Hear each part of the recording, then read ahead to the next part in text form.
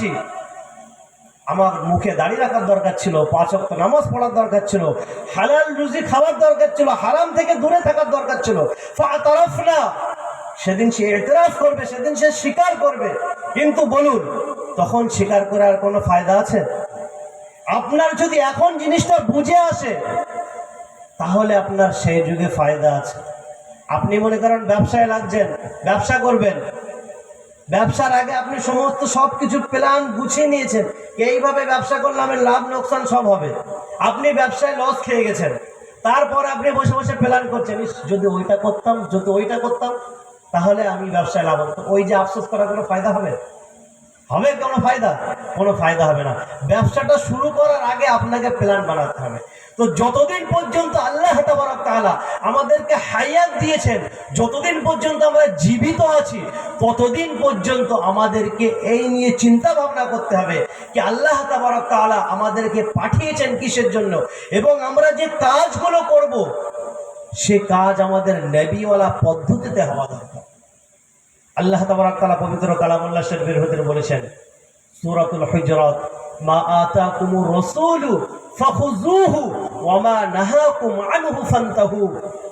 রাসূল তোমাদেরকে যা কিছু দিয়েছেন সেই জিনিসগুলো তোমরা আঁকড়ে ধরো, ওয়া মা নাহাকুম আনহু ফান্তাহু, এবং রাসূল তোমাকে যা কিছু নিষেধ করেছেন তার থেকে তুমি দূরে সরে যাও।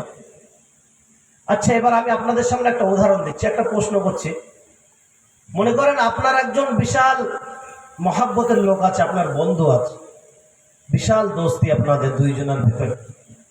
হঠাৎ করে রাত্রে আপনাকে ফোন দিল, ভাই আমি বিপদে আছি, এসো।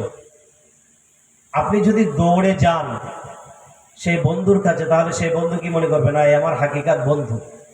আর যদি তার ফোন পাওয়ার পরে আপনি সেটা অবহেলা করেন, তাহলে সে কি আপনাকে বন্ধু বলবে? কি বলবে সে? কি বলবে আপনাকে? বেওয়াফা। তো আজ আমাদের নবীর সঙ্গে মহাব্বত, আমরা সকলেই বলি আমরা নবীওয়ালা, নবীর সঙ্গে মহাব্বত করলে আমরা জান্নাতে যাব, কিন্তু নবীর সঙ্গে আমাদের যে মহাব্বতটা আছে, সেই মহাব্বতটা কি? আমাদের মহাব্বত আছে না সত্যি সত্যি আমরা বেওয়াফা? যদি আপনার নবীর সঙ্গে মহাব্বত হতো, আপনার পরিবারে সকালবেলা সকলেই ফজরের নামাজ পড়তো। তার কারণ রাসূলুল্লাহ সাল্লাল্লাহু আলাইহি সাল্লাম বলেছেন যে ওই সমস্ত ঘর, যে সমস্ত ঘরে মানুষরা আজান হওয়ার পরে শুয়ে থাকে, আমার মনে হয় সেই সমস্ত ঘরগুলোকে আমি জ্বালিয়ে দিই।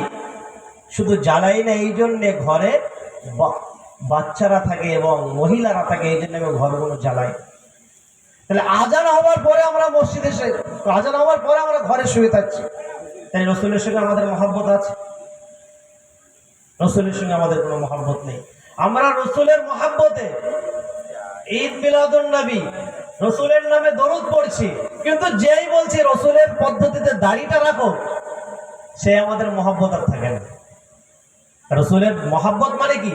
আপনি দাড়ি রাখেন, রাসূলুল্লাহ সাল্লাল্লাহু আলাইহি সাল্লাম যে পদ্ধতি আপনাকে দিয়ে গেছেন সেই পদ্ধতিতে আপনি চলুন, তাহলে আপনি আমার রাসূলের প্রতি মহব্বত।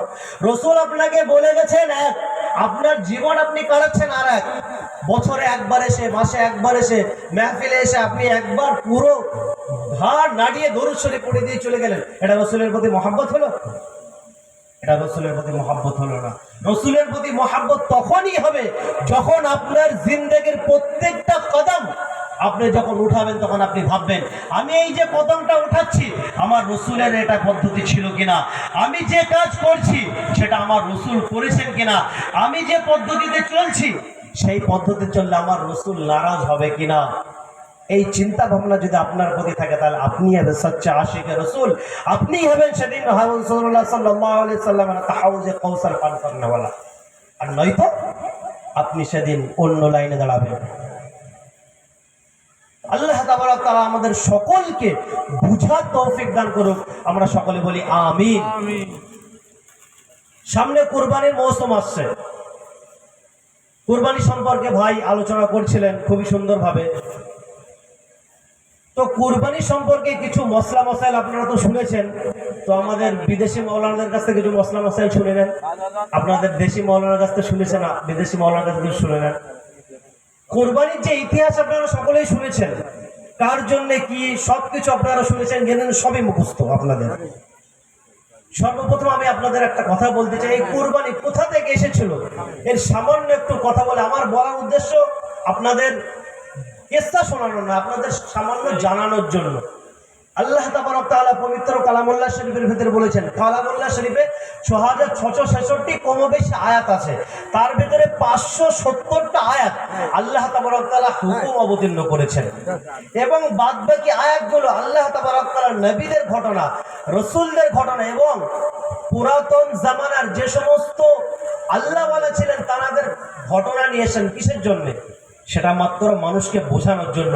তো এখানে যে ঘটনাগুলো বলা হবে, যে কিস্সাগুলো আপনাদেরকে বলা হবে, তার পিছনে একটা রহস্য থাকবে আপনাদের বোঝানোর কারণে। কারণ এটা আমরা রাসূলের থেকে পেয়েছি, এই পদ্ধতি আমাদের আল্লাহ তাবারক তাআলা শিখিয়ে দিয়েছেন। শুধু এই না আপনাকে কোরআন হাদিস বলে গেলাম তাই না, আপনাকে বলতে হবে, বোঝাতে হবে। যেমন আল্লাহ তাবারক তাআলা বলছেন, ওয়াতলু আলাইহিম নাবা বানি আদম বিল হক إذ قربا قربانا فتقبل من أحدهما ولم يتقبل من الآخر। আল্লাহ তাবারক তাআলা বলছেন, হে নবী, ওয়াতলু আলাইহিম নাবা বানি আদম বিল হক, আপনি আদম আলাইহিস সালাতু ওয়াস সালামের দুইজন সন্তানের কিসসা আপনি বয়ান করুন।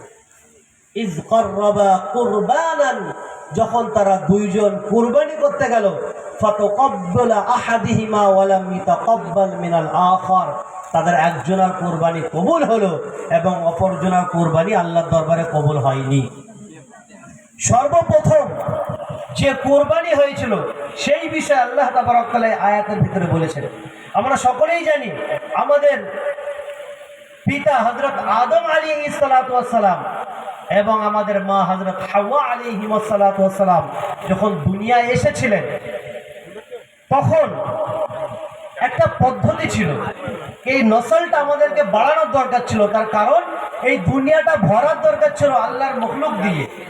তো সেটা ভরার একটা পদ্ধতি ছিল কি, আদম এবং হাওয়া থেকে সন্তান বার হবে, সেই সন্তানের ভিতরে সন্তান নসল বাড়ানোর একটা পদ্ধতি কি, বিবাহ। আর এই বিবাহ জায়েজ হচ্ছে, কাদের সঙ্গে জায়েজ আছে, কাদের সঙ্গে জায়েজ নেই, এটা আল্লাহ তাবারক তাআলা কোরআন শরীফের ভিতরে বলে দিয়েছেন। তো তার ভিতরে ভাই এবং বোনের ভিতরে বিবাহ করা জায়েজ নাই, আছে জায়েজ, আছে জায়েজ নেই। তো আদম আর হাওয়া আলাইহিস সালাতু ওয়াস সালাম যখন ওনারা দুজন ছিলেন, তখন ওনাদের থেকে যে সন্তানগুলো তৈরি পয়দা হবে সেগুলো সবই তো ভাই বোন, তাহলে বিয়ে জায়েজ কিভাবে হলো? আল্লাহ তাবারক তাআলা ওখানে একটা হিকমত বয়ান করলেন কি, আল্লাহ তাবারক তাআলা যখনই সন্তান পয়দা হতেন, ওনাদের দুটো করে সন্তান পয়দা হতেন, একটা যাকারুন আর একটা উনসা, একজন পুরুষ আর একজন নারী, দুটো বাচ্চা পয়দা হতো একসঙ্গে। এবং সিস্টেম এটাই ছিল যে যে দুটো বাচ্চা একসঙ্গে পয়দা হবে তাদের ভিতরে বিবাহ জায়েজ নেই। মনে করুন প্রথম একজন ছেলে একজন মেয়ে পয়দা হলো, তাদের ভিতরে বিবাহ জায়েজ নেই। তার পরের বার যে ছেলে এবং মেয়ে পয়দা হবে তাদের ভিতরে একে অপরের ভিতরে উল্টো পাল্টা করে নিতে হবে, নিয়ে বিয়ে করতে হবে। তো এমন ভাবে হাবিল এবং কাবিল, আপনারা সকলে নাম শুনেছেন হয়তো, দুইজন। তো কাবিলের সঙ্গে একটা মেয়ে জন্মগ্রহণ করেছে এবং হাবিলের সঙ্গে একটা মেয়ে জন্মগ্রহণ করেছিল। হযরত আদম আলাইহিস সালাতু ওয়াস সালাম আল্লাহর হুকুম অনুযায়ী উনি ফয়সালা করে দিলেন, যে মেয়েটা কাবিলের সঙ্গে জন্মগ্রহণ করেছে তার হাবিলের সঙ্গে বিবাহ দিতে হবে, আর যারা হাবিলের সঙ্গে জন্মগ্রহণ করেছে সে কাবিলের সঙ্গে বিবাহ দিতে হবে। হযরত আদম আলাইহিস সালাতু ওয়াস সালাম যখন ফয়সালা করে দিলেন, ফয়সালা করার পরে কাবিল সেই ফয়সালা মেনে নিতে রাজি নয়। তার কারণ সে বলতে লাগলো কি, আমি আপনার এই ফয়সালাকে মানি না। তার কারণ আল্লাহ তাবারক তাআলা মায়ের পেটে আমাদের দুজনকে একসঙ্গেই রেখেছিলেন, তার মানে হচ্ছে এটাই কি আমরা দুনিয়ায় এসে একসঙ্গে জীবন যাপন করব। আর হাবিলের সঙ্গে যে ওই যে তারা একসঙ্গে ছিল মায়ের পেটে, তারা একসঙ্গে জীবন যাপন করবে। তো আপনি হাবিলকে বেশি ভালোবাসেন, ওই জন্য আমার সঙ্গে যে বোনটা জন্মগ্রহণ করেছে দেখতে সুন্দর, এই জন্য আপনি হাবিলকে সঙ্গে বিয়ে দিচ্ছেন। তখন আদম আলাইহিস সালাম বলছেন, না এমনটা নয়, আল্লাহর বিধান, আল্লাহর হুকুম, এটা আমাদেরকে মানতে হবে।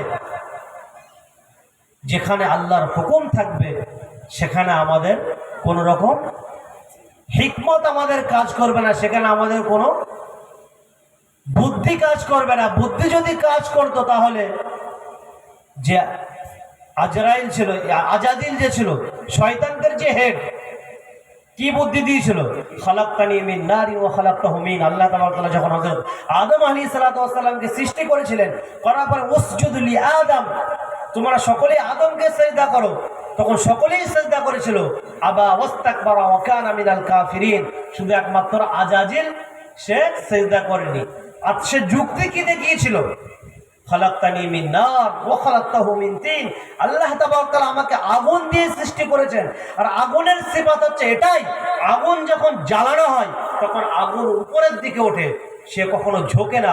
আর মাটি যতই বড় হোক, যতই ছোট হোক, আপনি উপরের দিকে ছড়ে দিন, সে নিচের দিকে আসবে। অতএব আদম আমার কাছে ঝুঁকবে, আমি আদমের কাছে ঝুঁকবো না। এটা শয়তান তখন দলিল দিয়েছিল, যুক্তি প্রকাশ করেছিল। তো যেখানে আল্লাহর কোরআন, রসুলের হাদিস যেখানে থাকবে, সেখানে কোনো রকম যুক্তি, কোনো রকম দলিল সেখানে কাজ চলবে না। তো ঠিক তেমন ভাবে সর্বপ্রথম যে বাতিল যুক্তি প্রকাশ করেছিল সেটা কাবিল করেছিল। আল্লাহ তাবারক তাআলা আদম আলাইহিস সালামকে তখন খবর দিলেন, তুমি এক কাজ করো, এদের দুজনকে বলো কোরবানি করতে, যার কোরবানি আল্লাহর রাস্তায় কবুল হবে সে হযরত আদম আলাইহিস সালামের ফয়সালাকে মেনে নেবে। আর সে সময় কুরবানি এবং সদকার একটা অন্যরকম নিয়ম ছিল। নিয়মটা কি? আপনি কোনো একটা জিনিস সদকা করলেন, আপনি কুরবানি করলেন, করার পরে সেটা আপনাকে এক জায়গায় রেখে আসতে হবে। আর যদি আপনার কুরবানি, আপনার সদকা কবুল হয়, আসমান থেকে একটা আগুন আসবে, আসার পরে সেটা পুড়িয়ে দেবে। যদি পুড়িয়ে দেয় তাহলে আপনার কুরবানি, আপনার সদকা কবুল হলো। আর যদি সেটা না পোড়ায় তাহলে আপনার কুরবানি সদকা কবুল হয়নি, আপনাকে আবার পুনরায় আল্লাহর কাছে তওবাতুল্লাহ করে আপনার কুরবানি সদকা আবার করতে হবে। তো হযরত আদম আলাইহিস সালাম এই ফয়সালা করলেন যে তোমাদের ভেতরে দুইজন কুরবানি করো। ইয কররাবা কুরবানান ফাতুকব্বিলা মিন আহাদিহিমা ওয়া লাম ইউতাকাব্বাল মিন আল-আখার। যখন হযরত আদম আলাইহিস সালাম দুইজনকে কুরবানি করার হুকুম দিলেন, দেওয়ার পরে উনি মক্কায় রওনা হয়ে গেলেন। দুই ছেলে চলে গেলেন পাহাড়ের উপরে, দুইজন ওখানে আল্লাহর রাস্তায় কুরবানি করলেন। কুরবানি করার পরে হযরত হাবিলের কুরবানি কবুল হয়ে গেল, আর কাবিলের কুরবানি কবুল হলো না। যখন কাবিলের কুরবানি কবুল হলো না, তখন কাবিলের মনে শয়তান আবার ধোঁকা দিয়েছে যে আমার কুরবানি কবুল হয়নি, আমি যদি আমার ভাই বোনদের কাছে ফিরে যাই তাহলে তারা আমাকে অনেক রকম ভাবে মজাক করবে, ঠাট্টায় আর কি করবে। অতএব সে হাবিলকে বলল, আমি তোমাকে কতল করব। এই বলে সে হাবিলকে কতল করে দিল। সর্বপ্রথম রুয়ে জমিনে যে কতল হয়েছিল সেটা কাবিল হাবিলকে কতল করেছিল। কতল এখন করে দিল। কতল করার পরে সে লাশটা নিয়ে কি করবে? কারণ তার আগে দুনিয়ায় তো কোনো মৃত্যুই হয়নি। কতল করার পরে দেখছে তার নড়াচড়া সবকিছুই বন্ধ, কোন রকম কাজ হচ্ছে না। তখন ভাবছে আমি একে নিয়ে আমার ভাইদের কাছে যাবো, যে কি জবাব দেবো। একটা রিওয়ায়াতের ভেতরে এসছে 1 বছর ধরে নিয়ে কাবিল হাবিলের লাশটাকে এমন ভাবে ঘুরতে লাগলো, কি করব কোনো কিছুই খুঁজে পাচ্ছে না। তখন 1 বছর পরে কোরআন শরীফের ভিতরে আল্লাহ তাবারক তাআলা বলছেন, আল্লাহ তাবারক তাআলা দুটো কাককে পাঠিয়ে দিয়েছিলেন। দুটো কাক আপসের ভিতরে লড়াই করলেন। লড়াই করার পরে যখন একজনের মৃত্যু হয়ে গেল, আর একটা কাক সে গর্ত খুঁড়ে সেখানে আর একটা কাককে মাটি দিল। মাটি দেওয়ার পরে কাবিল তখন দৃশ্যটা দেখছে আর নিজের প্রতি একটা আফসোস করছে যে আমি এত বড়ই বেকুফ, এত বড়ই বুদ্ধিহীন। একটা কাক সে তার সাথীকে কিভাবে দাফন করতে হয় সে জানে, কিন্তু আমি জানতে পারলাম না। এই ভেবে সে নিজের প্রতি একটা আফসোস করতে লাগলো। তো সর্বপ্রথম দুনিয়ায় যে কুরবানি হয়েছিল সেটা হযরত কাবিল এবং হাবিলের ভিতরে হয়েছিল, হযরত আদম আলাইহিস সালামের সন্তান। তারপরে আমরা যেটা পালন করি সেটা হযরত ইব্রাহিম আলাইহিস সালামের ঘটনা, যেটা আপনারা শুনছিলেন। তো কুরবানি আমাদের সামনে চলে আসছে খুবই কাছাকাছি, আর মাত্র 14 থেকে 15 দিন পরে। তো আপনাদের এলাকায় কি হয় আমি বলতে পারবো না, আমাদের 24 পরগনায় যেটা হয়, মানুষ কুরবানি করে এক একটা গরুতে 7 জন, ছাগল হলে 1 জন। তো কুরবানি যখন আপনারা করবেন, করার সময় একটা জিনিস খেয়াল রাখবেন, যারা শরীকের ভিতরে কুরবানি দেবেন তারা একটা জিনিস খেয়াল রাখবেন, যদি আপনি 7 জন শরীকে কুরবানি দেন তাহলে 7 জন শরীকের নিয়ত একই হওয়া দরকার আল্লাহর জন্য। তার কারণ আল্লাহ তাবারক তাআলা বলছেন, লা ইয়ানালাল্লাহা লুহুমুহা ওয়ালা দিমাউহা ওয়ালাকিন ইয়ানালুহুত তাকওয়া মিনকুম। তোমরা যখন আল্লাহর রাস্তায় জিবা করো তখন সেই রক্ত, সেই মাংস আল্লাহর দরবারে কিছু পৌঁছায় কি, ওয়ালাকিন ইয়ানালুহুত তাকওয়া মিনকুম। তোমাদের যে তাকওয়া, যে পরহেজগারি, সেটাই আল্লাহর কাছে পৌঁছায়। এই জন্যই আমরা যদি আমাদের আল্লাহ তাবারক তাআলা তেমন ধনসম্পদ দিয়ে থাকে তাহলে আমরা চেষ্টা করব একটা গরুতে একা কোরবানি দেওয়া। যদি না হয় আপনাকে গরু কোরবানি দিতে হবে, আপনি ছাগল কোরবানি করুন। আর যদি 7 ভাগে আপনি কোরবানি দেন, হাদিসে এসেছে আল বাকরাতু সাবআতুন, 7 জন একটা বকরা, একটা গরুতে কোরবানি দেওয়া যাবে, কিন্তু সেটা 7 জনের নিয়ত সহি হওয়া দরকার, 7 জনের পয়সা সহি হওয়া দরকার, 7 জনের গোশ বন্টন হওয়ার সময় নিয়ত সঠিক হওয়া দরকার। আর যদি এমনটা না হয় তাহলে আপনার কোরবানির গোশই খাওয়া হবে, কোরবানি কবুল হবে না। আচ্ছা, কোরবানি কাদের উপরে ওয়াজিব? কোরবানি ওয়াজিব ওই সমস্ত ব্যক্তিদের উপরে যাদের উপরে কোনো ঋণ দেনা কিছুই নেই, না থাকার পরেও কোরবানির যে 3 দিন, 10ই জিলহিজ্জা, 11ই জিলহিজ্জা, 12ই জিলহিজ্জা, এই 3 দিন যদি আপনার কাছে এতটা টাকা থাকে যেই টাকার পরিবর্তে আপনি একটি ছাগল কিংবা একটি গরু আপনি ক্রয় করে কোরবানি করতে পারবেন, এতটা যদি টাকা আপনার কাছে থেকে থাকে তাহলে সে ছাগল আপনার খাসি হোক বা বকরি, কোনো ব্যাপার নেই, 3000-এও পাওয়া যায়, 5000-এও পাওয়া যায়, 50,000-এও পাওয়া যায়। তো যদি আপনার সাধ্য মোতাবেক যদি এতটা পয়সা থেকে থাকে তাহলে আপনার উপরে কোরবানি করা ওয়াজিব। আপনি যদি কোরবানি না করেন তাহলে আপনার জন্য গুনাহগার হতে হবে। আপনার জন্য ঈদের আল্লাহ রাসূল সাল্লাল্লাহু আলাইহি ওয়াসাল্লাম এমন বলেছেন, যদি কোনো ব্যক্তি কুরবানি দেওয়ার সামর্থ্য রাখে আর তারপরে সে কুরবানি না দেয় তাহলে সে যেন ঈদগাহের ভিতরে উপস্থিত না হয়। আমরা কুরবানি কি জন্য দিই না?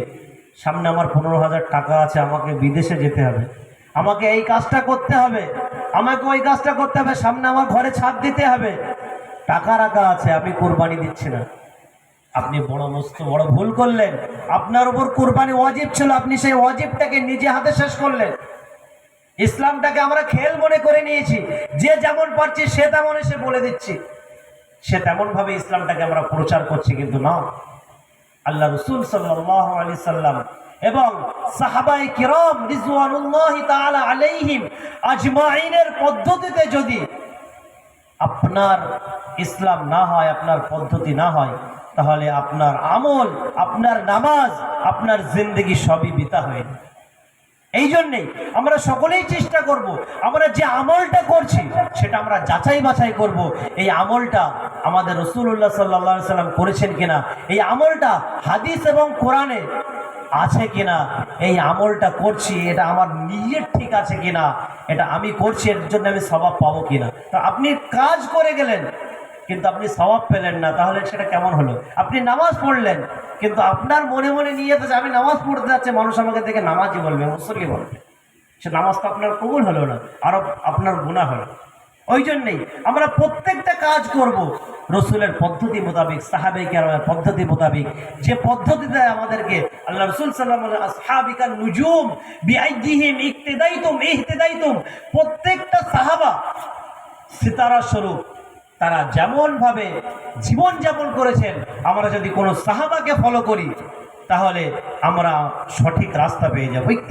ইহতিদাইতুম, যদি সাহাবাদের ইক্তেদা করি তাহলে আমরা আমাদের সঠিক রাস্তা আমরা পেয়ে যাব।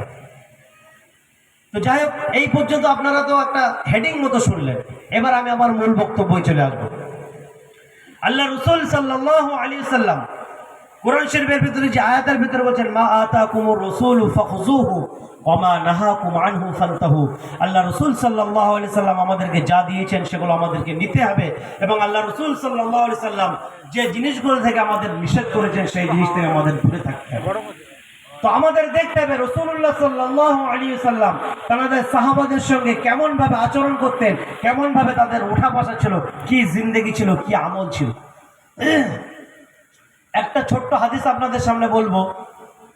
আল্লাহ রাসূল সাল্লাল্লাহু আলাইহি সাল্লামের একটা আমল ছিলেন কি, উনি প্রত্যেকদিন ফজরের নামাজ আদায় করার পরে প্রত্যেকটা সাহাবাদেরকে জিজ্ঞাসা করতেন কি আজ তুমি স্বপ্নে কি দেখেছো, আজ তোমরা কে কি স্বপ্ন দেখেছো। সকলেই নিজের নিজের স্বপ্ন বয়ান করতেন। তখন সর্বশেষে রাসূলুল্লাহ সাল্লাল্লাহু আলাইহি সাল্লাম নিজের স্বপ্ন বয়ান করতেন। একদিন এমন হলো, রাসূলুল্লাহ সাল্লাল্লাহু আলাইহি সাল্লাম সমস্ত সাহাবাদেরকে ডাকলেন, ডাকার পরে বললেন, শোনো আজ আমি তোমাদেরকে স্বপ্ন বয়ান করছি, তোমরা শোনো। আতানিয়া রাজুলান, দুইজন ব্যক্তি আমার কাছে আসলেন। ফাআখাযা বিয়াদিহি, তারা দুজন আমাকে দুটো হাত ধরলেন, ধরার পরে আমাকে নিয়ে গেলেন। ফানতালাকনা, আমি চললাম।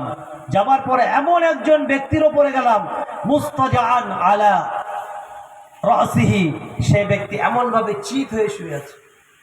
আল্লাহ রাসূল সাল্লাল্লাহু আলাইহি সাল্লাম স্বপ্ন বলছেন, আর আল্লাহ রাসূল সাল্লাল্লাহু আলাইহি সাল্লামের স্বপ্ন সত্য। আল্লাহ রাসূল যেমন ওয়াহি, ঠিক স্বপ্নও একটা ওয়াহির কিসমের ভিতরে আসে। যদি আল্লাহ রাসূলের স্বপ্নকে কেউ অস্বীকার করে তাহলে তারও ঈমানের ভিতরে গড়বড়ি থাকবে। এই জন্য আল্লাহ রাসূল সাল্লাল্লাহু আলাইহি সাল্লাম স্বপ্নের মাধ্যমে যেটা আমাদেরকে বলতে চাইছেন, যেটা বোঝাতে চাইছেন, এটাও সত্য, এটাও একটা ওয়াহির ভাগ। এটা একটা আল্লাহ রাসূল সাল্লাল্লাহু আলাইহি সাল্লাম বলছেন, আমি যাচ্ছি, একজন ব্যক্তি দেখলাম সে এমন ভাবে কাত হয়ে শুয়ে আছে এবং তার পাশে কয়েকজন ব্যক্তি বড় পাথর নিয়ে এমন ভাবে দাঁড়িয়ে আছে। সে আমার সঙ্গীকে জিজ্ঞেস করলাম কি এরা কারা, যে শুয়ে আছে সে কে, আর যে পাথর নিয়ে দাঁড়িয়ে আছে সে কে। তখন আমার সেই সঙ্গী বলে, ইনতালিক ইনতালিক, আপনি সামনে চলুন, সামনে চলুন। আমি সামনে গেলাম, যাওয়ার পরে সেখানে দেখলাম একজন ব্যক্তি মুস্তাজাআন আলা কফা, সে এমন ভাবে চিত হয়ে শুয়ে আছে।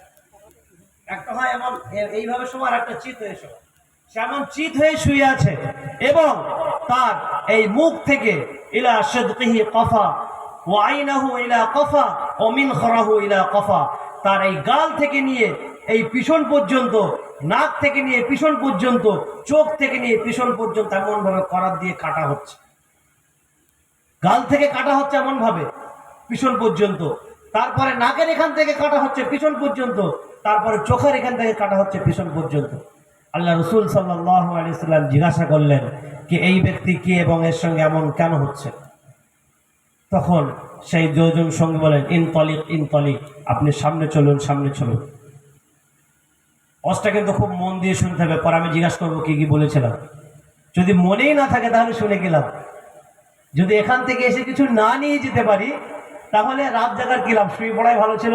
যে সমস্ত ব্যক্তি যারা আরামে শুয়ে আছেন ফ্যানের নিচে, তারাই ভালো করছেন।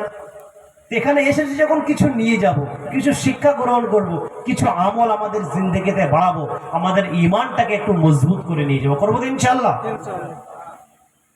তো রাসূলুল্লাহ সাল্লাল্লাহু আলাইহি সাল্লাম জিজ্ঞাসা করলেন কে এই ব্যক্তিগুলো কে। তো রাসূলুল্লাহ সাল্লাল্লাহু আলাইহি সাল্লাম বললেন, ইনতালিক ইনতালিক, আপনি সামনে চলেন, সামনে চলেন। তো রাসূলুল্লাহ সাল্লাল্লাহু আলাইহি সাল্লাম আরো সামনে গেলেন, সেখানে দেখলেন হাত্তা ইলা তান্নুর, তিনি গেলেন এমন এক জায়গায়, সেখানে একটা ভাট্টি জ্বলছিল। যারা বাইরে থেকে যে রুটি তৈরি করে যে ভাট্টিগুলো হয়, তার ভিতরে যখন আগুন দেওয়া হয় কিংবা কয়লা দেওয়া হয়, সেগুলো দাও দাও করে জ্বলে ওঠে, আর তার ভিতরে এমনভাবে রুটি, যেগুলো তান্দুরি রুটি তৈরি করা হয়, আপনারা জানেন সকলেই। তো তেমন ভাবে চুলো জ্বালানো হচ্ছে। আল্লাহ রাসূল সাল্লাল্লাহু আলাইহি সাল্লাম বললেন, আমি কাছাকাছি গেলাম, যেয়ে দেখলাম সেই চুলোর ভেতর থেকে পুরুষ এবং নারী তারা উলঙ্গ অবস্থায় যেমন ভাবে খই ফোটে, খই ভাজা বোঝেন তো, খই যখন ভাজা তখন ফুটে ফুটে ওঠে, ঠিক তেমন ভাবে সেই পুরুষ এবং নারী উলঙ্গ তারা এমন ভাবে ফুটে ফুটে উঠছে আগুনের ভেতর থেকে, তান্নুরের ভেতর থেকে। আল্লাহ রাসূল সাল্লাল্লাহু আলাইহি সাল্লাম জিজ্ঞাসা করলেন, এই সমস্ত ব্যক্তি কারা। তো সেই দুজন বললেন, ইনতালিক ইনতালিক ইয়া রাসূলুল্লাহ, আপনি সামনে চলেন। রাসূলুল্লাহ সাল্লাল্লাহু আলাইহি সাল্লাম আবার সামনে যেতে লাগলেন। সামনে যেয়ে দেখলেন বিশাল বড় একটা পুকুর, একটা নদী। সেই পুকুরের মাঝখানে একজন ব্যক্তি সাঁতার কাটছে এবং তার চারিপাশে কয়েকজন ব্যক্তি পাথর নিয়ে দাঁড়িয়ে আছে, তারা পাথর জমা করছে। সেই ব্যক্তি যখন সেই নদী থেকে কিনারায় আসার চেষ্টা করছে, তখন যারা কিনারায় দাঁড়িয়েছিল তারা তার কাছে পাথর নিক্ষেপ করছে এবং সেই পাথর তার গালের ভিতরে ঢুকে পিছনের রাস্তা দিয়ে সমস্ত নাড়ি ভুড়ি সব বার হয়ে যাচ্ছে এবং রক্তাক্ত হয়ে যাচ্ছে। সমস্ত নদীর পানি লাল হয়ে যাচ্ছে।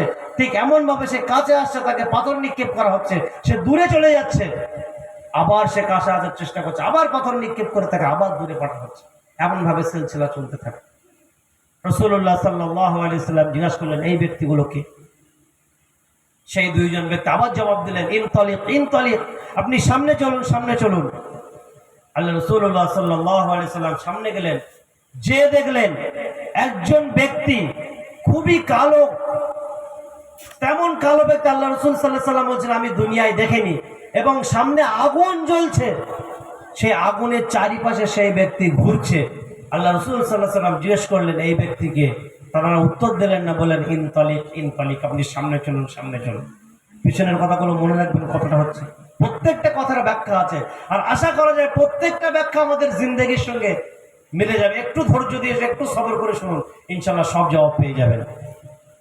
আল্লাহ রাসূল সাল্লাল্লাহু আলাইহি ওয়াসাল্লাম সামনে গেলেন, যাওয়ার পরে দেখলেন একজন ব্যক্তি খুব সুন্দর এমন একটা বাগানের ভিতরে বসে আছে। সেই বাগানে মৌসুমের সমস্ত সব রকম ফুল আছে এবং তার কাছে কয়েকটা ছোট ছোট বাচ্চা বসে আছে।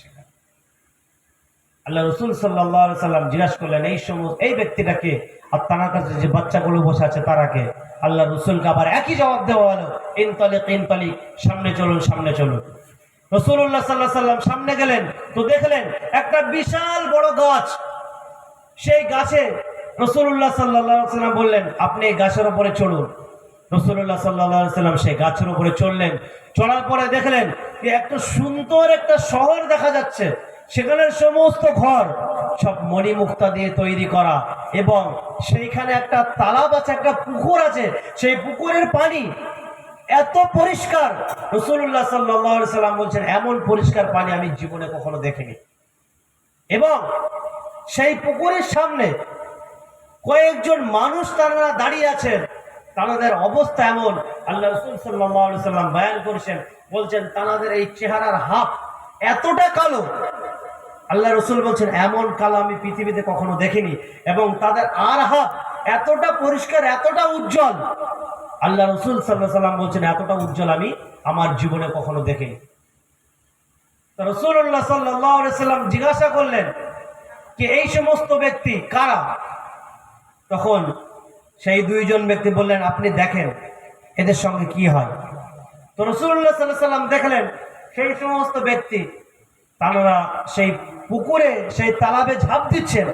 ঝাঁপ দেওয়ার পরে সেখান থেকে পুরো সুন্দর চেহারা, যে হাফ কালো হাফ পরিষ্কার সেটা আর নেই, সুন্দর চেহারা নিয়ে তারা উঠে আসছেন।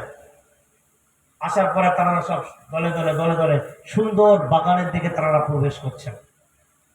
রাসূলুল্লাহ সাল্লাল্লাহু আলাইহি ওয়াসাল্লাম বলছেন, ফান্তালাকনা হাত্তা নাযরা ইলাস সামা, আমি চললাম, হঠাৎ দেখলাম আমাদের চলতে তেমন আমরা নজর উপরের দিকে করি, ঠিক রাসূলুল্লাহ সাল্লাল্লাহু আলাইহি ওয়াসাল্লাম চলতে চলতে নজরটা উপরের দিকে করলেন।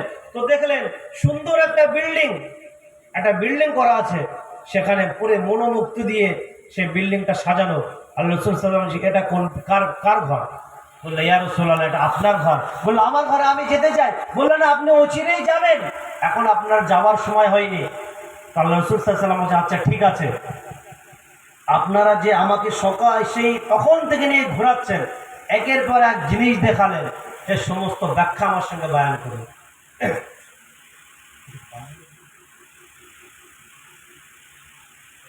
তো আল্লাহ রাসূল সাল্লাল্লাহু আলাইহি ওয়াসাল্লামকে সেই দুইজন ব্যক্তি জবাব দিচ্ছে। সর্বপ্রথম কি ছিল?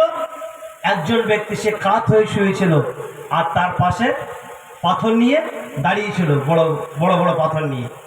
আল্লাহ রাসূল সাল্লাল্লাহু আলাইহি ওয়াসাল্লাম বলছেন, ওই সমস্ত ব্যক্তি যারা দুনিয়ায় থাকতে কোরআন এবং হাদিসের জ্ঞান অর্জন করেছেন, এর ভিতরে সর্বপ্রথম শ্রেণীর ভিতরে আমাদের মতো কিছু আলেম, আমাদের মতো আলেম না, আমরা সমস্ত আলেম, এর ভেতরে পড়ে যায়।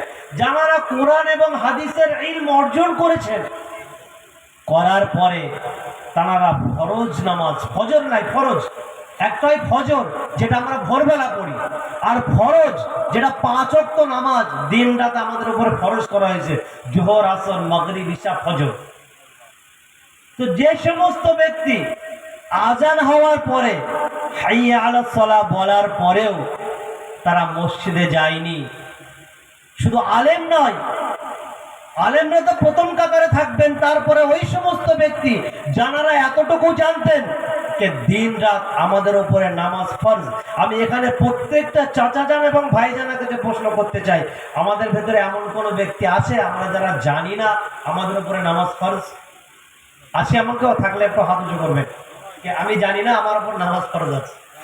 সবাই জানি। তাহলে এই হাদিসের ভিতরে আমরাও বের করে যাব, শুধু আলেমরা আমরা একা নাই, আমরা সাধারণ মানুষের হাদিসের ভিতরে বের করে যাব।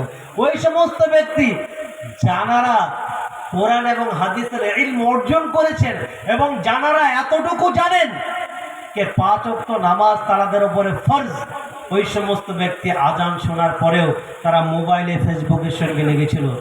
যখন মুয়াজ্জিন বলেছিল হাইয়া আলাস সালাহ, এসো নামাজের দিকে, তখন আপনি যখন ফোন ঘাঁটছিলেন, ফেসবুক চালাচ্ছিলেন, ইউটিউব চালাচ্ছিলেন, তখন আল্লাহ আপনার সঙ্গে একটা বাতিনি ভাবে কথা বলছিল কি, হে বান্দা, এই যে হাত দিয়ে তুমি মোবাইলটা চালাচ্ছ, এই হাতটা আমি তোমাকে দিয়েছি। যে চোখ দিয়ে তুমি দেখছো, এই চোখটা তোমাকে আমিই দিয়েছি। আজ মুয়াজ্জিনের দ্বারা আমি আমার কথা বলছি, হাইয়া আলাস সালাহ, এসো নামাজের দিকে, তুমি নামাজের দিকে আসছো না। কে বলছে আমাদের সঙ্গে? রব।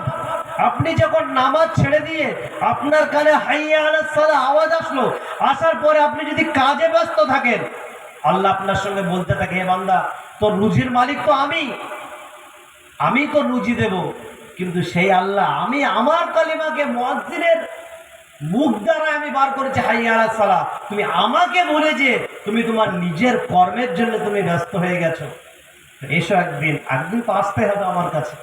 তো সেই দিন ওই সময় তো ওই আল্লাহ রসুল সাল্লাল্লাহু আলাইহি ওয়াসাল্লামকে বলা হচ্ছে, ওই সমস্ত ব্যক্তি যারা আজান শোনার পরে ইচ্ছাকৃতভাবে নামাজে হাজির হন না, ওই সমস্ত ব্যক্তি এমনভাবে শুয়ে আছে, তাদের মাথার উপরে পাথর নিক্ষেপ করা হচ্ছে এবং তাদের মাথা ফেটে ঘিনু চারিদিক থেকে বার হয়ে যাচ্ছে, সঙ্গে সঙ্গে আবার ঠিক হয়ে যাচ্ছে, আবার তাদের সঙ্গে এমন ব্যবহার করা যায়, কিয়ামত পর্যন্ত তাদের সঙ্গে এমন ব্যবহার করা হয়। এর আগে বলার আগে হযরত মুআয ইবনে জাবাল রাদিয়াল্লাহু তাআলা একটা হাদিস মনে এসেছে, সেই হাদিসটা আপনাদের সামনে বলে দিই। হযরত মুআয ইবনে জাবাল রাদিয়াল্লাহু তাআলা আনহু বয়ান করছেন, আল্লাহ রাসূল সাল্লাল্লাহু আলাইহি সাল্লাম বলেছেন, আল্লাহ রাসূল সাল্লাল্লাহু আলাইহি সাল্লাম হযরত মুআয ইবনে জাবাল রাদিয়াল্লাহু তাআলা আনহুকে 10টা নসিহত করে গিয়েছিলেন। এই 10টা নসিহত আমাদের সকলের স্বর্ণ অক্ষরে লিখে আমাদের সকলের ঘরে টাঙিয়ে দেওয়া দরকার।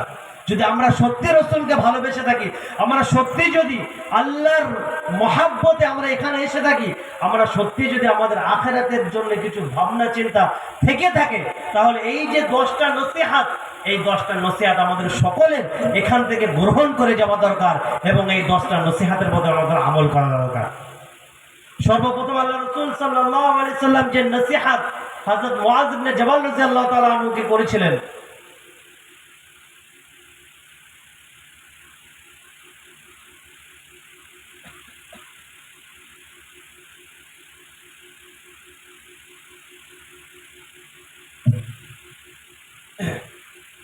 আল্লাহ রাসূল সাল্লাল্লাহু আলাইহি সাল্লাম বলছেন, ইয়া মুআয, লা তুশরিক বিল্লাহ ওয়া ইন কুতিলতা আও হুররিকতা। এ মুআয, সর্বপ্রথম নসিহত মনে রাখবেন, 10টা নসিহত আমলে করে গুনবেন এক এক করে। সর্বপ্রথম নসিহত, ইয়া মুআয, লা তুশরিক বিল্লাহ ওয়া ইন কুতিলতা আও হুররিকতা। এ মুআয, আল্লাহর সঙ্গে কখনোই শরীক করবে না। যদি তোমাকে কতল করে দেওয়া হয় অথচ তোমাকে আগুনের ভেতরে জ্বালিয়ে দেওয়া হয়, যদি তোমাকে আগুনের ভেতরে পোড়ানো হয়, নিক্ষেপ করা হয় এবং আল্লাহর সঙ্গে শরীক করতে বলা হয়, তাও তুমি শরীক করবে না। আমরা সকলেই বিলালের ঘটনা শুনেছি। বিলাল রাদিয়াল্লাহু তাআলা আনহুকে গরম মরুভূমিতে বালির উপরে শুইয়ে দিয়ে তার উপরে পাথর চাপা দেওয়া হয়েছিল, কিন্তু বিলালের মুখ থেকে আহাদ আহাদ শব্দটা যায়নি। তার কারণ কি ছিল? বিলালের কানে এটা ছিল। হ্যাঁ বিলাল, রাসূলুল্লাহ সাল্লাল্লাহু আলাইহি সাল্লামের ওসিয়াত বিলালের কানে ছিল, ওয়াইন কুতিলতা ওয়া হুররিকতা, যদি তোমাকে কতল করা হয় কিংবা তোমাকে আগুনে পুড়িয়ে দেওয়া হয়, তাও আল্লাহর সঙ্গে তুমি কাউকে শরীক করবে না। বিলালের এটা ছিল, এবং বিলালের রাসূলের সঙ্গে মহব্বত ছিল। এই জন্যে শত কষ্ট সহ্য করার পরেও বিলাল আহাদ আহাদ বলা কখনো ছাড়েনি। আল্লাহ রাসূল সাল্লাল্লাহু আলাইহি সাল্লাম মুআয ইবনে জাবাল রাদিয়াল্লাহু তাআলা আনহুকে সর্বপ্রথম যে ওসিয়তটা করে গেছেন, লা তুশরিক বিল্লাহ, আল্লাহর সঙ্গে শরীক করবে না। আর দ্বিতীয় যে নসিহত করে গেছেন, ওয়ালা তাআক্কুনাল ওয়ালিদাইন ইন আমারাকা, তোমার মা বাপের সঙ্গে কখনো খারাপ ব্যবহার করো না, যদিও তারা তোমাকে তাদের মাল এবং ধন সম্পদ থেকে বার করে দেয়। আপনাকে যদি ত্যায্য করে দেয়, তাও আপনার মা এবং বাবার সঙ্গে আপনি কখনো খারাপ ব্যবহার করতে পারবেন না। তার কারণ আল্লাহ তাবারক তাআলা বলেছেন, আমার ইবাদত করার পরে তোমরা সর্বপ্রথম তোমাদের মা বাবার সঙ্গে ভালো ব্যবহার করো। 15 পারায় সূরা বানী ইসরাঈলের 3 নম্বর পৃষ্ঠায় আল্লাহ তাবারক তাআলা বলছেন যে তোমরা তোমাদের ইম্মা ইয়াবলুগান্না ইনদাকাল কিবারা আহাদুহুমা আও কিলাহুমা ফালা তাকুল লাহুমা উফফিন ওয়ালা তানহারহুমা ওয়া কুল লাহুমা কাওলান কারীমা, যখন তোমাদের মা বাপ বৃদ্ধ বয়সে পৌঁছে যাবে তখন তাদের সঙ্গে এমন কোনো ব্যবহার করবে না, ফালা তাকুল লাহুমা উফ, তোমার কোনো ব্যবহারের দ্বারায়, তোমার কোনো কষ্টের দ্বারায় তারা যেন উফ কথাটা না বলতে পারে। আজ আমাদের পিতামাতা তাদের বয়স হয়ে গেছে, আপনি একবার চিন্তা করেন, আপনার সন্তানের সঙ্গে আপনি যেমনটা মহব্বত করছেন, আপনার সন্তানের জন্য আপনি জান দিচ্ছেন, ঠিক আপনার পিতাও আপনার জন্য এমনভাবে জান দিয়েছিলেন। আল্লাহ তাআলা বলছেন, দুনিয়ার ভিতরে আল্লাহর হকের পরে সর্বপ্রথম হক হচ্ছে মা বাবার হক। আর আপনি এটা বুঝে রাখবেন, মেনে রাখবেন, যদি আপনি আপনার মা বাবার সঙ্গে যেমনটা সুলুক করবেন, ঠিক তেমন সুলুক আপনার সঙ্গে হবে। আমি যখন পড়াশোনা করতাম উত্তরপ্রদেশে মুরাদাবাদের ভিতরে, তো তাফসিরে জালালাইন পড়ানোর সময় যখন 15 পারায় এই আয়াতের ব্যাখ্যাটা আমাদের করছিলেন মাওলানা উসমান সাহেব দামাত বারকাতুহু আলী, আল্লাহ তাবারক তাআলা আমার ওস্তাদ, ওনাকে বাঁচিয়ে রাখুন, উনি একটা ঘটনা আমাদেরকে বলুন, সামান্য একটা ঘটনা বলবো, ছোট্ট একটা, উনার সত্য ঘটনা এটা। উনি বলছিলেন যে একজন ব্যক্তি, সে তার বাপকে মারতে মারতে মারতে মারতে, শহরে দেখবেন আমাদের গ্রাম অঞ্চলে কি আমরা যা নোংরা পোড়াদান যা হয় আমরা যে যার মতো ফেলে দিই, কিন্তু শহরে একটা জায়গা থাকে, সেখানে সমস্ত শহরের ময়লা পোড়া কাটকাট সব সেখানে ফেলা হয়। তো একজন ব্যক্তি, সত্য ঘটনা, সে তার বাপের এমন কলার ধরে টানতে টানতে টানতে টানতে সেই শহরের যেখানে পোড়া ফেলা হয় সেই পর্যন্ত নিয়ে গেছে। নিয়ে যাওয়ার পরে সেই বাপ সেই ছেলেকে বলছে, বাপ তুই আমাকে এখানে ছেড়ে দে। বলছে কেন? যে এই পর্যন্ত আমি তো দাদুকেও টানতে টানতে নিয়ে এসেছিলাম। তাহলে আপনি যেটা করছেন আপনার সঙ্গে ঠিক তেমনই হবে। তার উপরন্ত আল্লাহ তাবারক তাআলা যে আয়াত, ইম্মা ইয়াবলুগান্না ইনদাকাল কিবারা আহাদুহুমা, যখন তারা দুইজনাই বৃদ্ধ বয়সে পৌঁছে যাবে, ফালা তাকুল লাহুমা উফ, তাদের সঙ্গে এমন কোনো ব্যবহার করবে না তারা যেন মনে কষ্ট পায়, ওয়ালা তানহারহুমা, এবং তাদের এই ডিস্টার্ব করো না তো, সবসময় এটা ওটা এটা ওটা, তুমি বুঝো না, তুমি বেশি বোঝো, এমনভাবে বাপ মায়ের সঙ্গে কথা বলে, এমনভাবে কথা বলতে পারলাম, ওয়ালা তাকুল লাহুমা কাওলান কারীমা, তাদের সঙ্গে নরমের সঙ্গে কথা বলতে হবে। এই জন্য আল্লাহ রাসূল সাল্লাল্লাহু আলাইহি ওয়াসাল্লাম মুআয ইবনে জাবাল রাদিয়াল্লাহু তাআলা ওসিয়ত করছেন, হে মুআয, ওয়ালা তাআক্কুনাল ওয়ালিদাইন ইন আমারাকা মালুকা ওয়া আহলুক, হে মুআয, তুমি তোমার বাপ মায়ের কখনো নাফরমানি করো না। সে যদি তোমাকে ত্যায্য করে দেয়, তার মাল এবং ধনসম্পদ থেকে যদি তোমাকে বাহির করে দেয়, তাও তুমি তোমার মা বাবার সঙ্গে খারাপ ব্যবহার করতে পারবে না। তৃতীয় নম্বর ওসিয়ত, আল্লাহ রাসূল সাল্লাল্লাহু আলাইহি ওয়াসাল্লাম মুআযকে বললেন, বলবো? আল্লাহ রাসূল সাল্লাল্লাহু আলাইহি ওয়াসাল্লাম বললেন, নামাজ আদায় করো। যে নামাজের জন্য আল্লাহ রাসূল সাল্লাল্লাহু আলাইহি ওয়াসাল্লাম নিজের জীবনটাকে অফ করে দিয়েছেন। শেষ জামানায় রাসূলুল্লাহ সাল্লাল্লাহু আলাইহি ওয়াসাল্লাম যখন ইন্তেকাল করে গেছে, এই দুনিয়া থেকে চলে গেছেন, রুখসাত করে গেছেন, তখন রাসূলুল্লাহ সাল্লাল্লাহু আলাইহি সাল্লামের মুখে এটাই ছিল, সাল্লু সাল্লু, নামাজ পড়ায় উম্মতি, আমার উম্মত আমার উম্মত, নামাজ নামাজ নামাজ। রাসূলুল্লাহ সাল্লাল্লাহু আলাইহি সাল্লাম এই দুনিয়া থেকে চলে যাওয়ার পরেও ওনার মুখে একটাই কথা ছিল, আমার উম্মত নামাজ নামাজ নামাজ। যে আল্লাহ রাসূল সাল্লাল্লাহু আলাইহি সাল্লাম বলছেন, ওয়ালা তাতরুকান্না সালাতাল মাকতুবাতা, তোমরা ফরজ নামাজ কাদাই করো, কাজা করো না। ফাইন তারাকাস সালাতাল মাকতুবাতা মুতাআম্মিদান ফাকাদ বালিয়াত মিনহু জিম্মাতুল্লাহ, যদি কোনো ব্যক্তি ইচ্ছাকৃতভাবে জেনে বুঝে ফরজ নামাজ কাজা করে, তাহলে আল্লাহ তাবারক ওয়া তাআলা তার জিম্মা থেকে বালি হয়ে যায়। তুমি যা পারো তাই করো, আল্লাহ তাবারক ওয়া তাআলা তোমার জিম্মায় আসবে। আমরা বলছি আমরা এত বিল্ডিং বালাখানা করেন যে আমাদের বালা মুসিবত কারণ আমাদের থেকে দূর হয় না। আল্লাহ তাবারক ওয়া তাআলা আমাদের জিম্মা থেকে, আমরা যারা নামাজ পড়ি না, আমাদের জিম্মা আল্লাহ নেই, যা খুশি করতে পারো তুমি। আর মরার পরে যখন আপনি কবরে আসবেন, কিয়ামত পর্যন্ত আপনার সঙ্গে ওই ব্যবহার করা হবে যেটা আল্লাহ রাসূল সাল্লাল্লাহু আলাইহি সাল্লাম স্বপ্নের ভিতরে দেখেছিলেন। চতুর্থ, আল্লাহ রাসূল সাল্লাল্লাহু আলাইহি সাল্লাম যে ওসিয়তটা করেছেন, ওয়ালা তাশরাবান্নাল খামারা, তোমরা মদ পান করো না। কেন? ফাইন্না রাসাহু কুল্লু ফাহিশা, কেন মদ হচ্ছে সমস্ত গুনাহের ফাসাদের জড়, শিকড়। আপনি যখন মদ পান করবেন, গাঁজা খাবেন, তখন আপনার আর হুঁশ থাকবে না আপনি কি করছেন। এই জন্য আল্লাহ রাসূল সাল্লাল্লাহু আলাইহি ওয়াসাল্লাম বলছেন, এই সমস্ত নিশা দ্রব্যজাত থেকে আপনি দূরে থাকুন। এবং 5 নম্বরে আল্লাহ রাসূল সাল্লাল্লাহু আলাইহি ওয়াসাল্লাম যেটা বলেছেন, ইয়াকা ওয়াল মাসিয়া, সমস্ত গুনাহ থেকে আমাদের বেঁচে থাকার কথা আল্লাহ রাসূল সাল্লাল্লাহু আলাইহি ওয়াসাল্লাম বলেছেন। যত পারবো আমরা আমাদের গুনাহ থেকে বেঁচে থাকবো, তার কারণ গুনাহ থেকে যদি আমরা বেঁচে থাকি তাহলে আল্লাহ তাবারক ওয়া তাআলা আমাদের সমস্ত কাজকে আমাদের বরকত দেবে। এবং তারপরে শেষের যে 3টা আল্লাহ রাসূল সাল্লাল্লাহু আলাইহি সাল্লাম আমাদের ওসিয়ত করেছেন, এটা আমাদের সামাজিক, এটা আমাদের সোশ্যাল কারোবার। এটা বলে ইসলাম সামাজিক কিছু শেখায় না। আল্লাহ রাসূল সাল্লাল্লাহু আলাইহি সাল্লাম বলছেন, ইনফিক আয়ালিক, তুমি তোমার সংসারের উপরে অতটাই খরচা করো যতটা তোমার প্রয়োজন।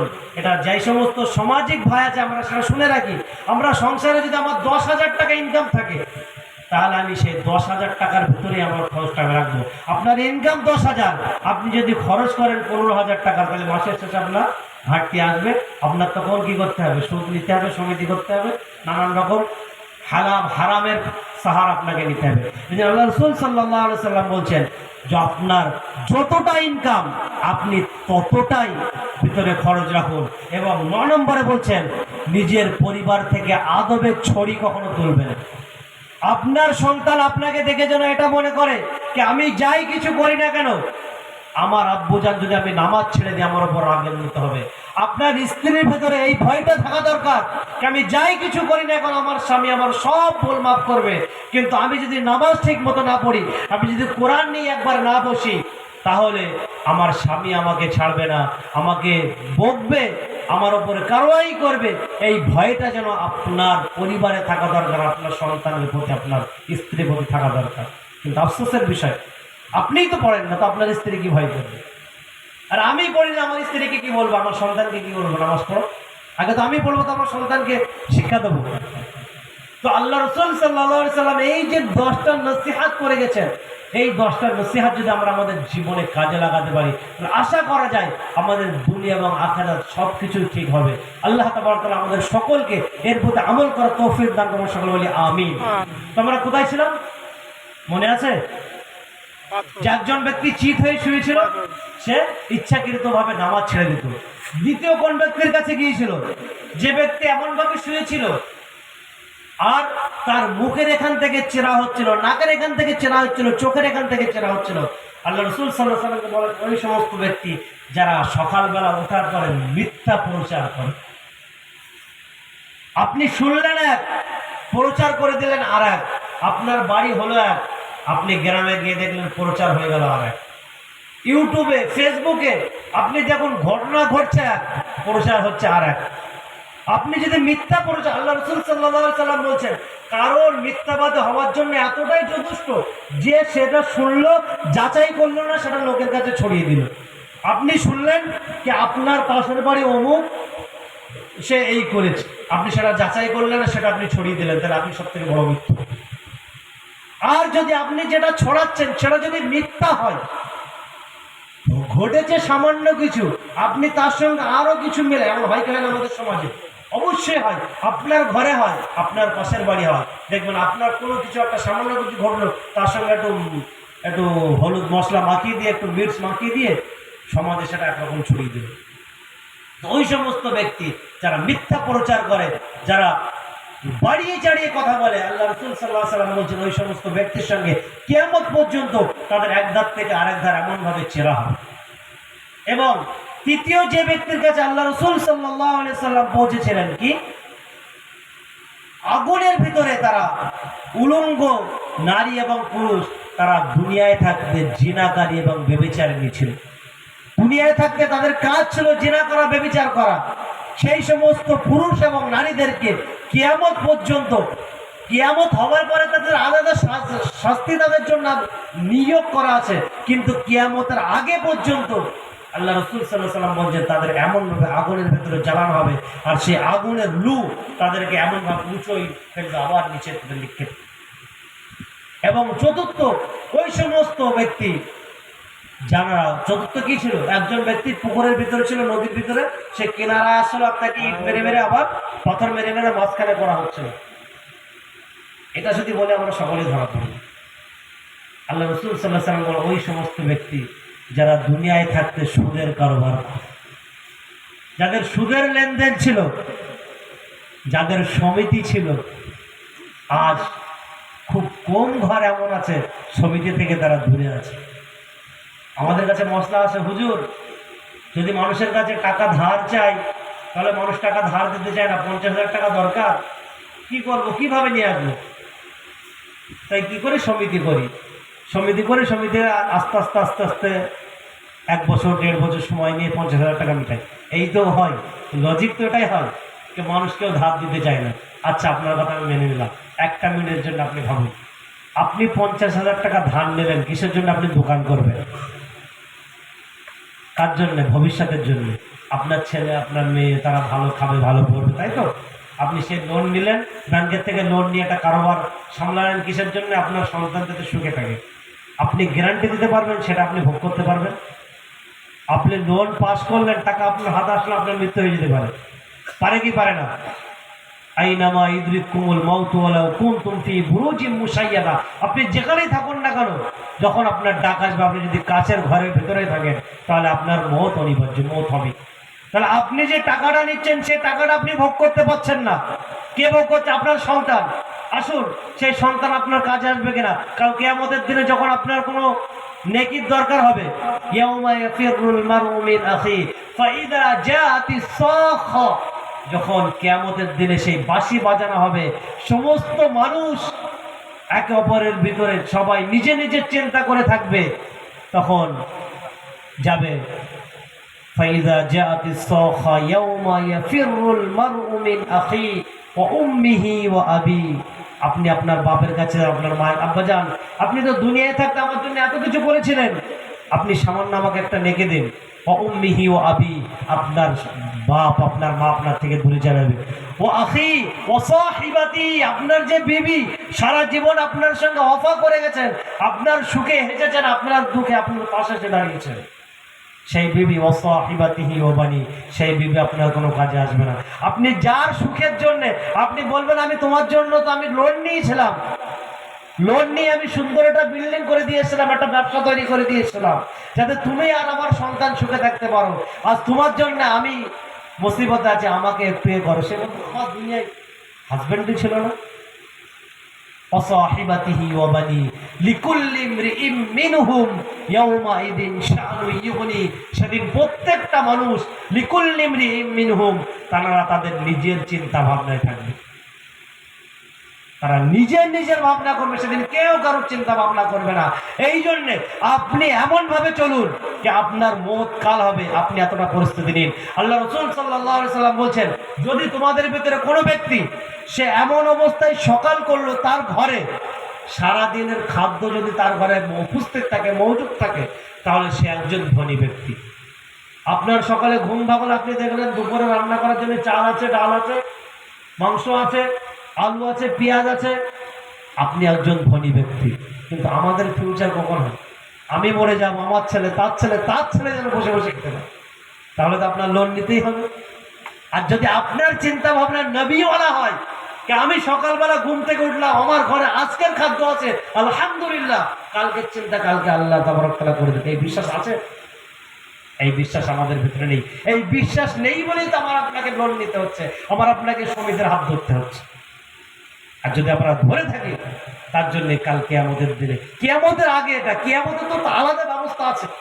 কিয়ামতের আগে আলামে বারজাখে যখন আপনার ইন্তেকাল হয়ে যাবে, আপনার সঙ্গে সুলুক করা হবে, যে মানুষ আপনার পাথর আপনাকে নিক্ষেপ করা হবে, সেই পাথর আপনার মুখ দিয়ে যাবে এবং পিছনের রাস্তা দিয়ে বার হয়ে যাবে এবং রক্তাক্ত হয়ে যাবে, সমস্ত নদীর রক্ত পানি সব লাল হয়ে যাবে, এমনটা আপনার সঙ্গে বিহেভ করা হবে, ব্যবহার করা হবে। আল্লাহ রাসূল সাল্লাল্লাহু আলাইহি ওয়াসাল্লাম এই সমস্ত ব্যক্তি যারা দুনিয়ায় থাকতে সুদে কারবারের সঙ্গে যুক্ত ছিল, চাই আপনি সুদ নেন, চাই আপনি সুদ দেন, চাই আপনি সমিতির সঙ্গে মিলে থাকুন, সুদই এমন একটা জিনিস, আল্লাহ রাসূল সাল্লাল্লাহু আলাইহি ওয়াসাল্লাম বলছেন, যদি কেউ এর লিখাই কাজে থাকে, যদি কেউ এর সাক্ষ্য দেয়, যদি কেউ এর খায়, কেউ দেয়, কোন রকম ভাবে আপনি যদি সুদে জড়িত থাকেন, তাহলে আপনি ধরা পড়বেন কিয়ামতের দিনে। আর আপনার হাসর এমনই হবে যেমনটা আল্লাহ রাসূল সাল্লাল্লাহু আলাইহি ওয়াসাল্লাম স্বপ্ন দেখেছেন। এটা আমার আপনার স্বপ্ন নয়, এটা সরকারে কায়নাত জনাবে মুহাম্মদুর রাসূলুল্লাহ সকল বলুন সাল্লাল্লাহু আলাইহি ওয়াসাল্লামের স্বপ্ন। তো আল্লাহ রাসূল সাল্লাল্লাহু আলাইহি ওয়াসাল্লাম বললেন, আচ্ছা তারপর ওই যে ব্যক্তিটা যিনি ঘোরাফেরা করছিলেন উনি কে? তো বললেন উনি হচ্ছে মালিক। মালিককে? জাহান্নামের ফেরেশতা, যে জাহান্নামের হেড ফেরেশতা, যে সেনাপতি। আমাদের যেমন সেনা হয়, সেনার একজন সেনাপতি থাকে, ঠিক তেমন জাহান্নামের অনেকগুলো ফেরেশতা আছে, তার ভিতরে একজন আছে সেনাপতি, মালিক।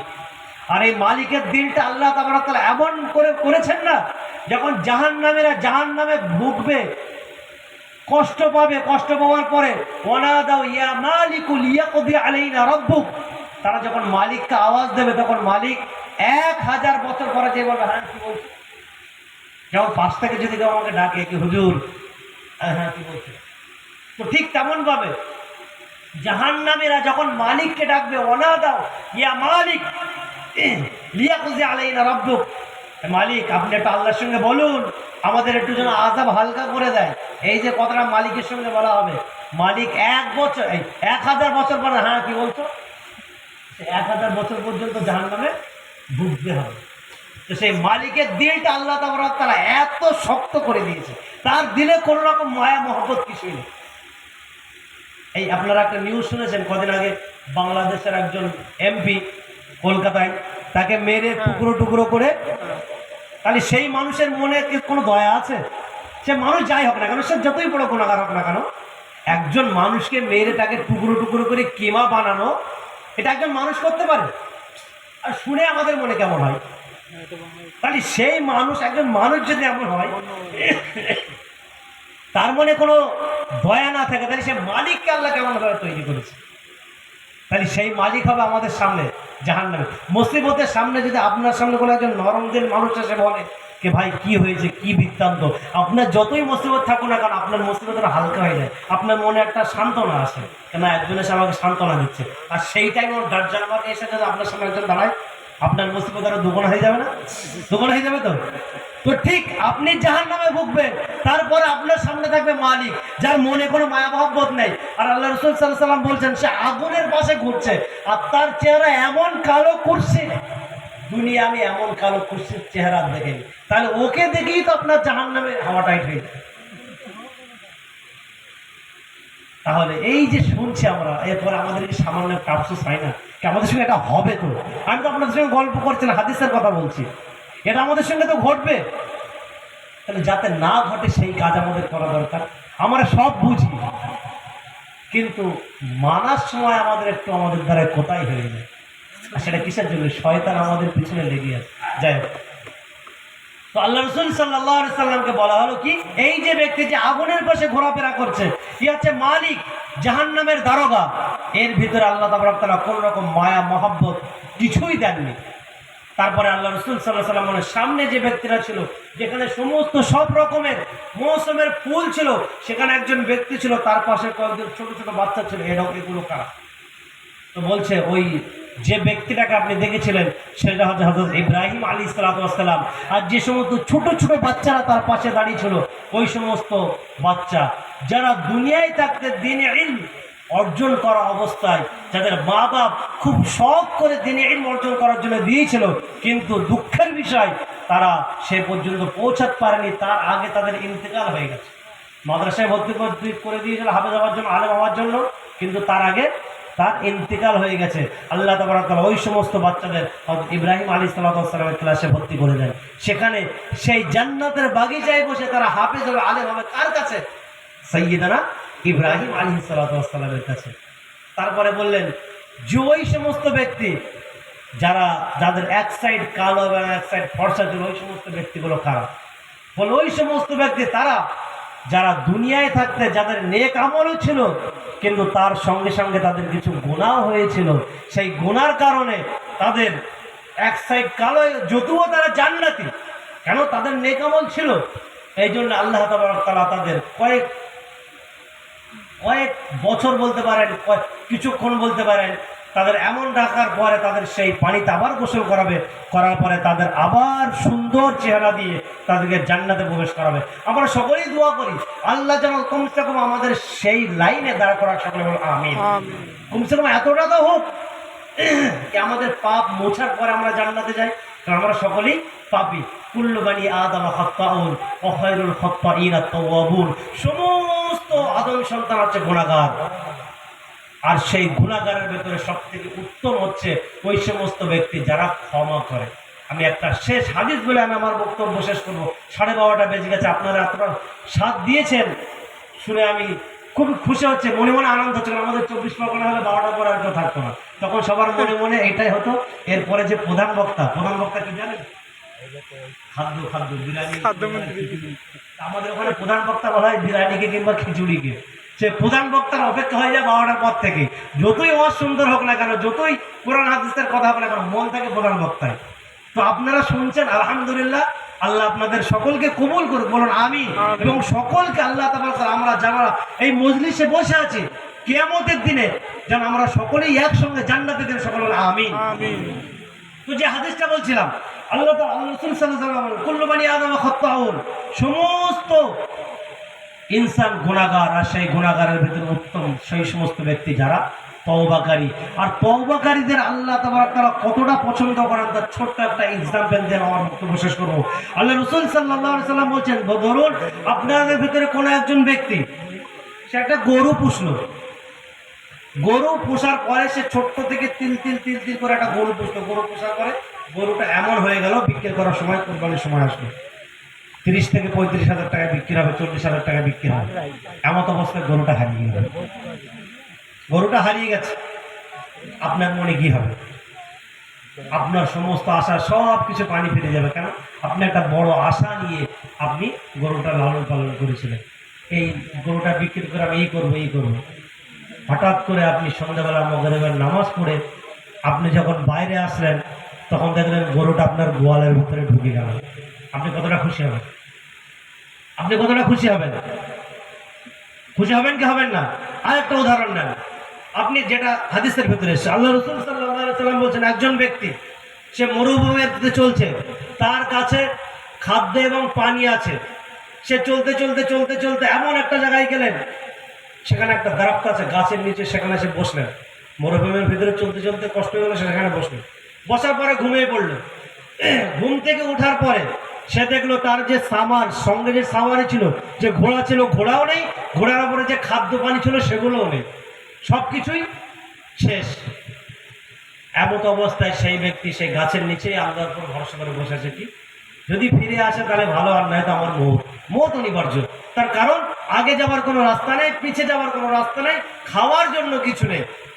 এমত অবস্থায় সাওয়ারি আপনার কাছে নেই। এমন হালাতে আপনি বসে আছেন, আপনি শুয়ে আছেন। একদিন দুদিন পর হঠাৎ আপনি যখন মৃত্যুশয্যায় যাচ্ছেন, হঠাৎ আপনি দেখলেন আপনার ঘোড়া আপনার কাছে সামান শুদ্ধ ফিরে আসলো। আপনার মনে কতটা আনন্দ হবে! আপনার খুশিতে আত্মহারা হয়ে যাবেন আপনি। আল্লাহ তাবারক তাআলা বলছেন আমার বান্দা যখন সে গুনাহ করে, গুনার ভেতরে ডুবে থাকে, আমাকে ভুলে যায়, আমার রাসূলের পথ থেকে ছেড়ে দেয়, তারপরে সে কোনো একজন ওয়াজের বক্তব্য শুনে, কোনো একজন বক্তার বক্তব্য শুনে, কোনো একটা আয়াত শুনে, কোনো একটা কোরআন শরীফ, কোনো কোরআনের একটা আয়াত পড়ে, কোনো হাদিস শুনে, সে যখন মনে মনে অনুশোচনা করে, যে মনে মনে একটা লজ্জিত বোধ হয় কি আমি এতদিন ধরে আল্লাহ রাস্তা থেকে ভুলে যে আমি শয়তানের রাস্তায় ইখতিয়ার করেছি, সে মনে মনে একটা প্রস্তাবা করে আল্লাহর রাস্তায় ফিরে আসার জন্য একটা নিয়ত করে। ফিরে আসেনি সে এখনো, নিয়ত করলো কি আমি ইনশাল্লাহ আজ বক্তব্য শোনার পর থেকে কাল ফজর থেকে ইনশাল্লাহ আমি আমার ফজরটা কোনো রকম কাজা হয়ে গেল, জোহরটা আমি ছাড়বো না, জগৎ থেকে ইনশাল্লাহ পড়বো। আপনি যে নিয়ত করে নিলেন, আল্লাহ তাবারক তাআলা অতটা খুশি হন যতটা আপনি আপনার হারিয়ে যাওয়া পশু পাওয়ার পরে খুশি হন।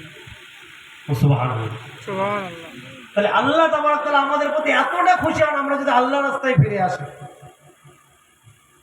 তাহলে আমরা আমাদের জীবনে কত গুনাহ করেছি, কত পাপ করেছি, আমরা সেই পাপটাকে আমরা যদি এক সাইডে রেখে আমরা আল্লাহ গফুর রহিম রহমানুর রহিম সে আল্লাহর দিকে যদি আমরা ফিরে আসি, আল্লাহ তাআলা বলছেন আমার কোনো বান্দা যদি আমার দিকে 1 বিঘত আসে আমি তার দিকে 1 হাত চলে যাই, সে যদি আমার দিকে হেঁটে হেঁটে আসে আমি তার দিকে দৌড়ে যাই, কিন্তু শর্ত হচ্ছে এটাই সে আগে আসবে আমার দিকে। তো আমরা সকলেই আগে যা কিছু করেছি, কারণ মানুষ দ্বারাই, মানুষ মাত্র বলে ইনসান, নাসিয়া ইয়ানসা থেকে আছে ইনসান। ইনসান শব্দ অর্থ হচ্ছে ভুল, ভুল থেকে ইনসান হয়। তো ভুল আমাদের দ্বারা হয়ে থাকে। এই মেহফিলে আমরা বসে আছি, আমরা সকলেই আজ যা কিছু শুনেছি আমরা সকলেই একটা এখান থেকে অঙ্গীকার করে যাব ইনশাআল্লাহ আমরা আগামী যে দিনগুলো কাটাবো আমরা আমাদের রসুলের এবং আল্লাহ যে বিধান আমাদেরকে দিয়েছেন, রসুল যে পদ্ধতি আমাদেরকে দিয়েছেন, সেই বিধান এবং সেই পদ্ধতি মেনে আমরা নামাজকে সঙ্গে নিয়ে আমরা চলবো ইনশাআল্লাহ। আল্লাহ তাবারক তাআলা আমাদের সকলকে শোনার থেকে বেশি বেশি আমল করা তৌফিক দান করুক। আমরা সকলে বলি আমিন। এবং আল্লাহ তাবারক তাআলা আমাদের সকলকে নামাজি বানিয়ে দেখ, আমরা সকলে বলি আমিন। এবং যে সমস্ত মা এবং বোনেরা এবং আব্বা জানারা, ভাই জানারা আমাদের কানে মাইকের আওয়াজ পৌঁছাচ্ছে, আমরা শুনছি, আমরা সকলেই শুধরানোর নিয়ত করে নিয়েছি।